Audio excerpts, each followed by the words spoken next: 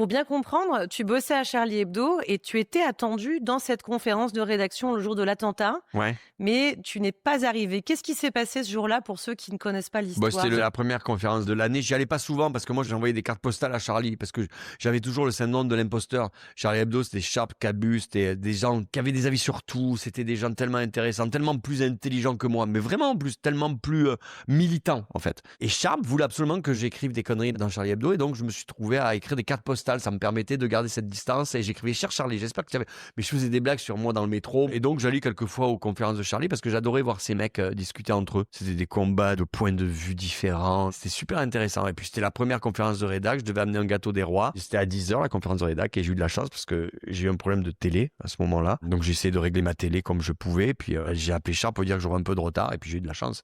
Beaucoup de chance. Sinon on serait pas en train de discuter. Mais ça j'ai pas encore réalisé je crois. Je pense qu'on peut pas réaliser qu'on est passé à côté d'un attentat Tu m'étonnes. djihadiste. Ça n'a pas de sens en fait. Mais un attentat c'était inconcevable. D'ailleurs c'est ça qui est triste, c'est que maintenant c'est rentré dans les pas dans les mœurs, mais on s'y est habitué.